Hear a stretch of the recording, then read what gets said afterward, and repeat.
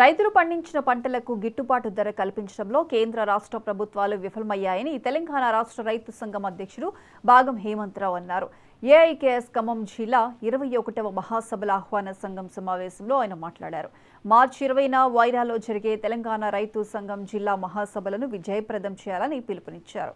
పత్తి, మిర్చి రైతులను ప్రభుత్వం ఆదుకోవాలని ఆయన డిమాండ్ చేశారు.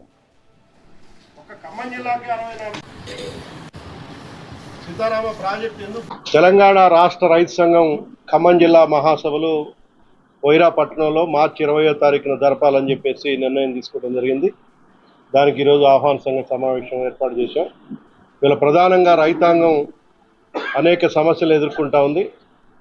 పాలకులు ఎవరు వచ్చినా కూడా రైతాంగానికి హామీలు అయితే ఇస్తున్నా కానీ ఆచరణలోకి వచ్చేసరికి వాటి వేటిని కూడా అమలు చేయకుండా వ్యవసాయ రంగాన్ని మరింత సంక్షోభంలోకి నెట్టివేస్తా ఉన్నారు. ఇలా ఒకవైపున దేశంలో రైతాంగం గతంలో నరేంద్ర మోడీ ప్రభుత్వం 3 నల్ల చట్టాలు వ్యవసాయ రంగాన్ని కార్పొరేట్ల పరం చేయడానికి తీసుకొస్తే దానికి వ్యతిరేకంగా పెద్ద ఎత్తున పోరాటం చేస్తే ఆ నల్ల చట్టాలను వెనక్కి తీసుకున్నారు. కానీ ఇలా మరొకసారి ఆ నల్ల చట్టాలని మరొక రూపంలో అమలు చేసి వ్యవసాయ రంగాన్ని కార్పొరేట్ల కట్టబెట్టే దానికోసం నరేంద్ర మోడీ ప్రభుత్వం ప్రయత్నం చేస్తుంది. దీనికి వ్యతిరేకంగా దేశవ్యాప్తంగా రైతాంగం అందరూ కూడా సంఘటితమై పోరాటం జరుగుతూ ఉంది ఒకవైపున. మరొక వైపున ఇవాళ ఏదైతే పాలకులు నరేంద్ర మోడీ రైతుల ఆదాయాన్ని రెట్టింపు చేస్తామని ఆయన చెప్తూ 6,000 రూపాయలు మేము ఇస్తున్నామని చెప్తున్నారు.